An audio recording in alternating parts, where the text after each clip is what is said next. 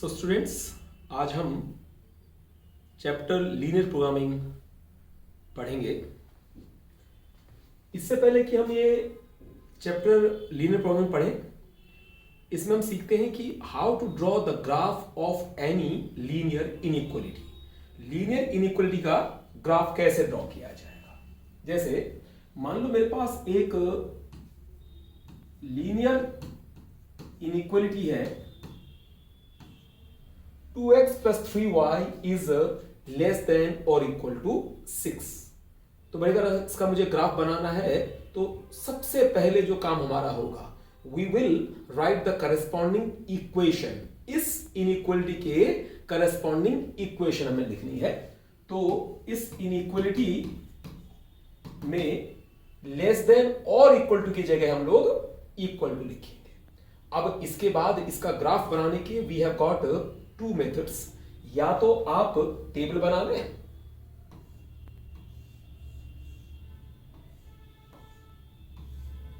X and Y. एक बार x रखो 0 तो वाई की वैल्यू 2 आ जाएगी। एक बार वाई रखो 0 तो एक्स की वैल्यू 3 आ जाएगी, राइट। और जो दूसरा तरीका होता है स्मार्टर मेथड, अगर आप 12th क्लास पढ़ रहे हैं तो ऑब्वियसली आपको क्लास 11 के सारे कॉन्सेप्ट्स आते होंगे। तो उसमें एक तरीका होता है कि जो ये 2x plus 3y is equal to 6 है, इसमें whatever constant is written on the right hand side, divide both sides by that constant. What does that mean कि अगर मैं इसको तो x divide by 3 y divide by 2 equal to 1। अब देखो जी, इसका अगर मुझे ग्राफ बनाना है तो व्हाट आई डू इज, मैंने ये लिया है जी y axis and this is x axis. ये x x dash y y dash origin, x पे चलेंगे 3 और y पे चलेंगे 2। 1 2 3 y के ऊपर 1 एंड 2। ठीक है, देखो x intercept is 3 and y intercept is 2। तो इस लाइन ने x एक्सिस को 3 पर और y एक्सिस को 2 पर ओरिजिन से इंटरसेक्ट किया है। अब इसके लिए लाइन ड्रॉ कर लो। ठीक है, मेक इट अ हैबिट कि जब भी आप लाइन खींचें you have to put arrow marks at both the ends. Basic चीज, क्योंकि अगर आपने लाइन के ऊपर एंड्स पर एरो नहीं खींचे तो वो तो लाइन सेगमेंट हो जाएगा। 10th में भी से आपको सिखाया गया था। And whenever you draw the graph of the line you have to write the equation of the line, that is 2x plus 3y is equal to 6। ठीक, ओके। अगर हम देखें तो ये लाइन को इक्वेशन जो है, इक्वेशन को लाइन रिप्रेजेंट करती है, but we have to draw the graph of the inequality. So अब इस लाइन ने ना इस ग्राफ शीट को 2 पार्ट्स में डिवाइड किया, एक लाइन के नीचे और एक लाइन के ऊपर। इनमें से एक रीजन क्या रिप्रेजेंट करेगा जी, लेस देन और इक्वल टू, और एक रीजन रिप्रेजेंट करेगा ग्रेटर देन और इक्वल टू का ग्राफ। ठीक, तो आप क्या करें। अच्छा, इससे पहले कि मैं देखूं इस इनइक्वलिटी के लिए, अगर मैं टेबल बनाया होता तो देखो x अगर 0 है तो y की वैल्यू 2 आएगी, x अगर 0 तो y की वैल्यू 2 आएगी, एंड अगर x is 3 then y equal to 0। Same वही बात बन रही है, राइट। अच्छा अब हमने इस लाइन ने जो है वो एक इक्वेशन को रिप्रेजेंट किया है, बट इनइक्वलिटी कौन सा रीजन होगा उसको देखिएगा। 2x plus 3y is less than equal to 6. You take any point on the graph sheet which doesn't lie on the line. ऐसा पॉइंट लेना है जो कि लाइन के ऊपर लाई ना करता हो। तो the best point is this origin 0,0।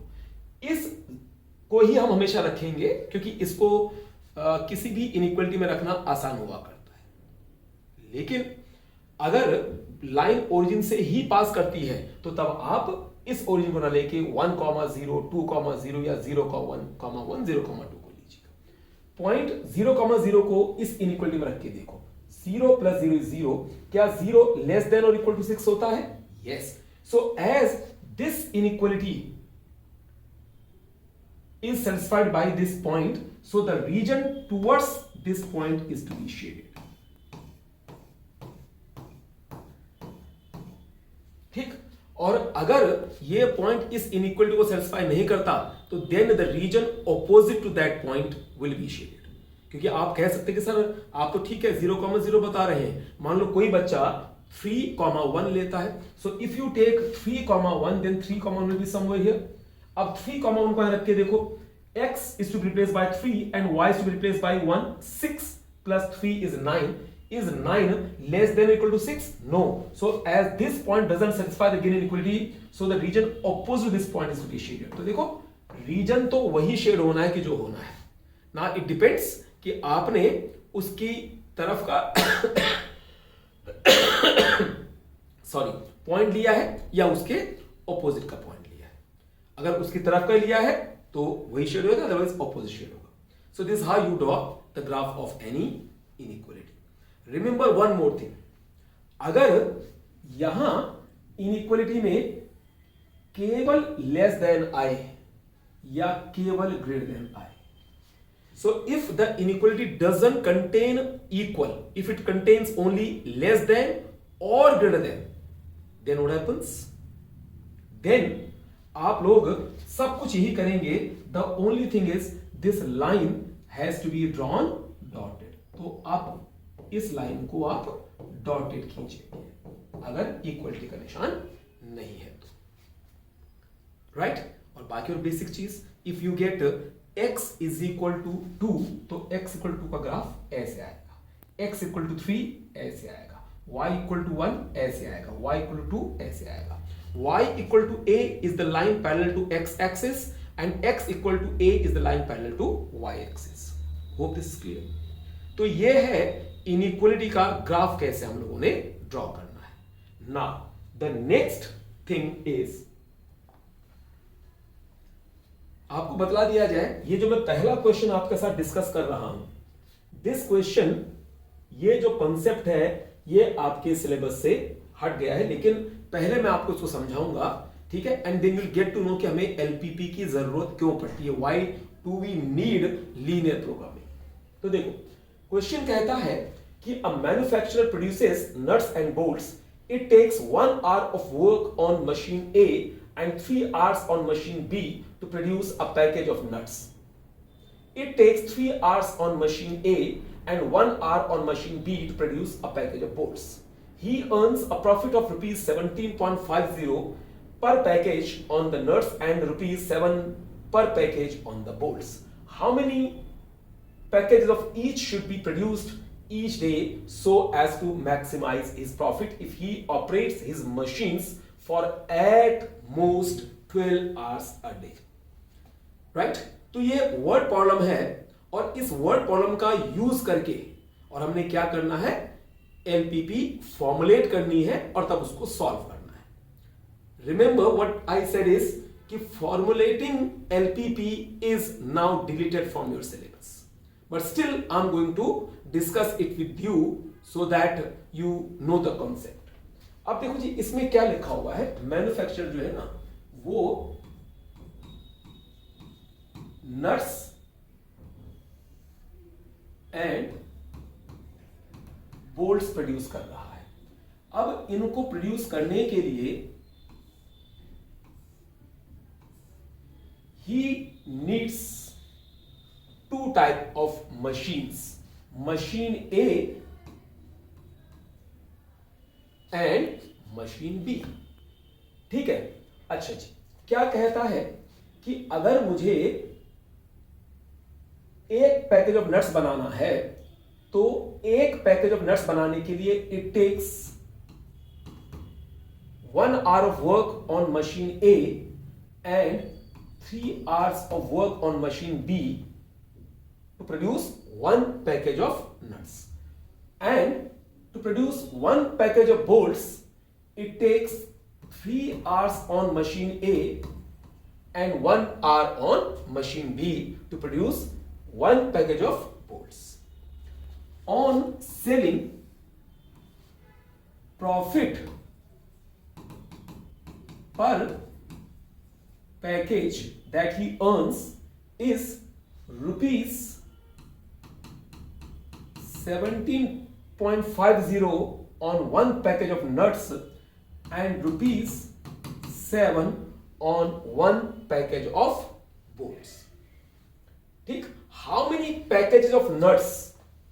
तो देखो जी, हाँ, यहां इसकी क्वांटिटी देखें, मान लिया X package of nuts and Y package of bolts उसने प्रोड्यूस किए, राइट? तो देखिए, अगर नट्स के X पैकेजेस बनाए and one package of nuts gives him a profit of 17.50 rupees. Number of package of bolts he produced is Y and one package of bolts gives him a profit of rupees 7. तो क्या मैं कह सकता हूं that we would like to maximize profit that will be represented by Z and it will be 17.5x plus 7y. कारण समझ रहे हो भाई, एक पैकेज को बेचने पर उसको अगर 17.5 रुपीज का प्रॉफिट होता है तो x पैकेजेस बेचने पर he will earn a profit of 17.50 into x rupees. एक पैकेज ऑफ बोल्ट्स बनाने पर अगर उसको 7 रुपए बेचने पर ही अर्न्स अ प्रॉफिट ऑफ ₹7, तो y पैकेजेस बनाने पर ही विल अर्न कितना? 7y, right? The function which we need to maximize or minimize. आप कहेंगे सर आप तो मैक्सिमाइज करना चाहोगे, मिनिमाइज क्यों करना चाहोगे? भाई अगर मान लीजिए प्रॉफिट है तो हम उसको मैक्सिमाइज करना चाहेंगे, रेवेन्यू होगा we would like to maximise it, but अगर हम कहें कॉस्ट तो cost we would like to minimise. So we may need to maximise और minimise any function. So whether we need to maximise और minimise, जिस function को हमें maximise या मिनिमाइज करना होता है उसको बेटा हम लोग ऑब्जेक्टिव फंक्शन कहते हैं. We call it an objective function, right? And this objective function is represented by Z. Now there are some restrictions, there are some constraints under which we have to work. And what are those constraints? देखो, उसने कहा है कि he can operate his machines for at the most 12 hours a day. वो maximum 12 घंटे ही एक दिन में मशीन को चला सकता है. तो मशीन A मैक्सिमम 12 आवर्स के लिए चल सकती है और मशीन B मैक्सिमम 12 आवर्स के लिए चल सकती है. तो now we will write the constraints and we write them as subject to the constraints. So the first constant will be 1x plus 3y is less than or equal to 12, and the second constraint is 3x plus 1y is less than equal to 12. आप समझ रहे हैं क्यों? क्योंकि अगर machine A maximum 12 hours के लिए चल सकती है तो भाई नट्स का एक पैकेज बनाने पर मशीन A पर 1 आवर लगता है और हमने X पैकेजेस बनाए तो 1x plus 3y is less than equal to 12. If he can operate his machines for at most 12 hours, तो ज्यादा से ज्यादा 12 घंटे मतलब 12 या उससे कम मशीन चलानी है. और ऐसे ही 3x plus 1y is less than equal to 12. Now one more constant that we will always write will be x and y are always greater than equal to 0. भाई the number of package of nuts या number of package of bolts जो बनेंगे वो क्या होने चाहिए भैया? 0 या 0 से ज्यादा. भाई अगर नट्स बनाने पर हमें प्रॉफिट नहीं हो रहा है तो नंबर ऑफ पैकेज नट्स हम बनाएंगे वो 0 होंगे, नंबर ऑफ पैकेज बोर्ड्स बनाएंगे वो 0 बनाएंगे, लेकिन माइनस में नहीं हो सकते, इसलिए x and y will always be greater than और इक्वल टू 0। ठीक, तो ये हैं जी कॉन्स्ट्रेंट्स जो कि इनइक्वलिटी की फॉर्म में आते हैं, और ऑब्जेक्टिव फंक्शन जो आएगा वो x और y का फंक्शन बन के आएगा। We would like to maximise और minimise this objective function and we would like to work under these conditions, under these constraints. Now let me tell you कि word problem आपके पास नहीं आएगी। ठीक, you will be given the objective function is to be maximized or minimized and you will be given the constraints। ठीक, तो ये मैंने क्यों समझाया, जिससे कि आपको पता लगे कि हम मैक्सिमम कर रहे हैं तो क्या कर रहे हैं और क्यों कर रहे हैं, ये constraints क्या चीजें हुआ करती हैं, the conditions under which we have to work। ठीक है, तो in examination you will get the objective function and you get the constraints and you have to maximise और minimise this objective function under these conditions. ठीक है, अब मैं इसको solve करता हूं। तो सॉल्व करने के लिए व्हाट वील डू इज, हम इस जो इनइक्वालिटी है इसको लिखेंगे और इसके करस्पॉन्डिंग इक्वेशन लिखेंगे and will draw the graph for that. Similarly, for the other inequality, we will write the corresponding equation. We'll draw the graph for that, and then इनका जो कॉमन रीजन होगा हमें वो फाइंड करना है। तो देखो, जो फर्स्ट इनइक्वालिटी है, it is 1x plus 3y is less than or equal to 12. The corresponding equation to it will be 1x plus 3y is equal to 12. Now we'll draw the graph for this inequality. What we'll do is right side में जो constant 12 है उसे divide कर देंगे और इसको हम लोग इंटरसेप्ट फॉर्म में लिखेंगे। तो x divide by 12 plus 3y divide by 12 that is y divide by 4 is equal to 1। So ये पहली इनइक्वालिटी का करस्पॉन्डिंग इक्वेशन आ गया। Now the second inequality is 3x plus 1y is less than और equal to 12। 3x plus 1y is less than equal to 12। Now इसके corresponding equation लिखो, 3x plus 1y is equal to 12। Divide both sides bye 12, we'll have x divided by 4 plus y divided by 12 equal to 1. This is the equation corresponding to the second inequality. And now the third is x and y are greater than equal to 0. You all know x and y are greater than equal to 0 का मतलब होता है first quadrant. Right? Now what we'll do is हम ये जो equations लिखे हमने intercept form में, अब हम इनके करस्पॉन्डिंग ग्राफ बनाएंगे ग्राफ शीट पर। तो this is y axis and this is x axis. As I just told you कि आपके पास ये भी एक कंडीशन दी होती है, इसका मतलब होता है फर्स्ट क्वाड्रेंट। तो हम लोग ग्राफ पर जनरली फर्स्ट क्वाड्रेंट को ही ज्यादा इंपॉर्टेंस देंगे, बाकी हमने कम कम जगह छोड़ी। 0, अब देखो जी, x पे 12 और y पे 4, x पे 4 y पे 12, तो 1 2 3 4 अगर मैं डिवीजन करूंगा तो काफी बड़ा बन जाएगा। तो what I will do is, मैं हर डिवीजन को 4 यूनिट्स लेके चलता हूं।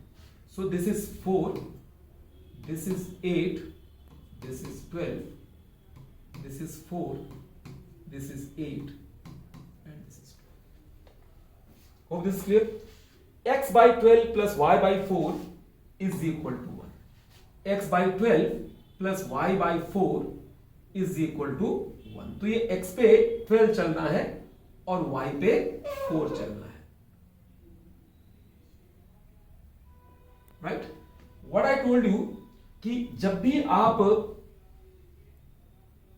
इक्वेशन का ग्राफ बनाएंगे तो उस लाइन के ऊपर इक्वेशन लिख दो, इक्वेशन। हाँ, so it will be 1x plus 3y is equal to 12. But this line represents the equality and we have to draw the graph for inequality. तो अब हम origin रख के देखेंगे इस inequality में. If the origin satisfies it, then the region towards origin is to be shaded, and if origin doesn't satisfy it, then the region opposite to it is to be shaded. तो देखो 0,0 रख के देखेंगे. 0 plus 0 is 0. 0 is less than equal to 12. Is 0 less than equal to 12? Yes. That means the region towards origin is to be shaded. आप जब exam में इसका graph बनाएंगे तो पूरा शेड मत करना. You just put an arrow mark towards the origin. अपने आप को यह बतलाने के लिए कि ये ओरिजिन की तरफ का रीजन हमने शेड करना है. जो एग्जामिनर होंगे, जो कॉपी चेक कर रहे हैं, उनको ये बताने के लिए कि मैं इधर को शेड करने वाला हूं. राइट? ओके.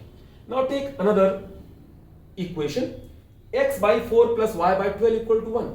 x पे चलेंगे 4 और y पे चलेंगे 12. ग्राफ बनाते हैं. x पे चलेंगे 4 और y पे चलेंगे 12.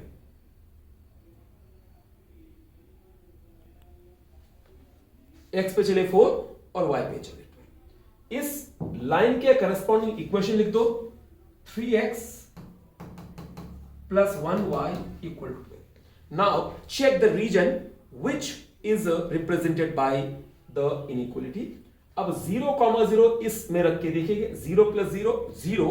Is it less than equal to 12? Yes. That means इस लाइन से ओरिजिन की तरफ को हमने रीजन को शेड करना है. ठीक. तो अब देखो. And this was first coordinate. कैसे? x ग्रेटर देन और equal to 0. x equal to 0 ये है. x 0 से बड़ा इधर होता है.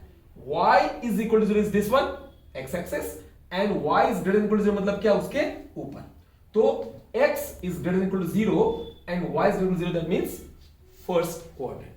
सो the region which is common to all these inequalities will be इस लाइन के नीचे, इस लाइन के नीचे और पहला coordinate.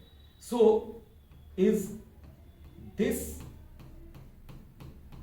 the common region to these four inequalities? Yes, this is the common region to these four inequalities. अब ये जो common region है, इस common region ने जो region bound किया है ये 4 points आ गए. Right? Let us name it as O with coordinate 0,0.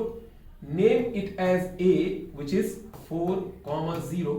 This is B and this is C. C is 0,4. अब B पॉइंट कोऑर्डिनेट्स क्या होंगे? इसको डिटरमिन करने के लिए हमारे पास दो तरीके हैं. या तो ग्राफ शीट पर आपको दिखाई देगा कौन सा पॉइंट है, and if you are not able to find it on the graph sheet, then solve these two equations. इन दोनों इक्वेशन को सॉल्व करो और सॉल्व करके जो x और y की वैल्यूज आएंगी वही पॉइंट ऑफ इंटरसेक्शन होगा. This B point will B 3,3. मुझे याद है इसलिए मैंने सीधा 3,3 लिख दिया. ठीक. अगर मान लो आपको भी अंदाज लगे कि ग्राफ के हिसाब से कि 3,3 है, तो आप कैसे डिसाइड करेंगे कि ये ठीक है गलत है? तो 3,3 रख के देखो. 9 plus 3 is 12. Yes, 3,3.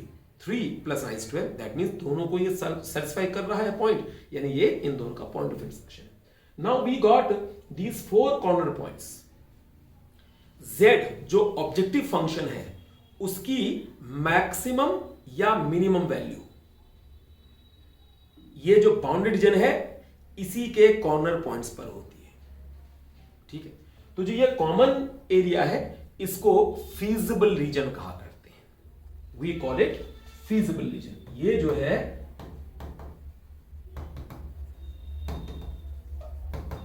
इसको फीजिबल रीजन कहा जाता है. तो जो ये फीजिबल रीजन है इस क्वेश्चन में ये बाउंडेड है, चारों तरफ से बंद है. कई बारी अनबाउंडेड वाला क्वेश्चन भी आता है, उसको हम आगे पढ़ेंगे. ठीक. तो ये जो बाउंडेड रीजन है फीजिबल रीजन, इसके 4 कॉर्नर पॉइंट्स हैं. एक पॉइंट है O with coordinates 0,0. Another point is A with coordinates 4,0. Another point is B that is 3,3, and another point is C that is 0,4. Right? So z जो objective function है उसकी maximum या minimum value in corner points पर ही आएगी। अब किस पर उसकी मैक्सिमम मिनिमम वैल्यू उसको देखें, उसके लिए क्या करना पड़ेगा, इन चारों पॉइंट्स को ऑब्जेक्टिव फंक्शन z में रख के देखो। ठीक है, तो you will put 0,0 in z, that is 17.5 into 0 plus 7 to 0 equal to 0. Obviously, if you are not producing any package of nuts and bolts, तो भैया प्रॉफिट किस बात का, तो profit will be 0. When you put a equal to 4,0 in z, it is 17.5 into 4 plus 7 to 0. ठीक है, it will be ₹70. ठीक, ये तो रुपीज में इसलिए लिख रहा हूं क्योंकि हमें पता है कि क्वेश्चन में हम प्रॉफिट लॉस कर रहे थे, अदरवाइज क्या करेंगे, हम इसको 70 में लिख देंगे, because when you get the question तो यू डोंट नो ना कि ये 17.5x + 7y क्या चीज है, ये पैसे हैं कि क्या है, तो इसलिए हम इसको बिना यूनिट के लिखेंगे। When you put 3,3 in z, that is 17.5 into 3 plus 7 into 3। ठीक है, 7 to 3 52 plus 21 73.5, and when you put it in z, that is 0 plus 7 into 4, that is 28. Just observe which is the maximum value of z. It is 73.5 when at point 3,3. तो आप exam में answer कैसे लिखेंगे कि maximum value of z is 73.50 at point B with coordinates 3, 3. Hope this is clear. इस topic पर based further हम अगली वीडियो में आगे क्वेश्चंस करेंगे। मैं आपको फिर से याद दिला दूं कि वर्ड प्रॉब्लम्स सिलेबस में से डिलीटेड है। You won't be given the word problem, you will be given the objective function and you will be given the constraints under which we have to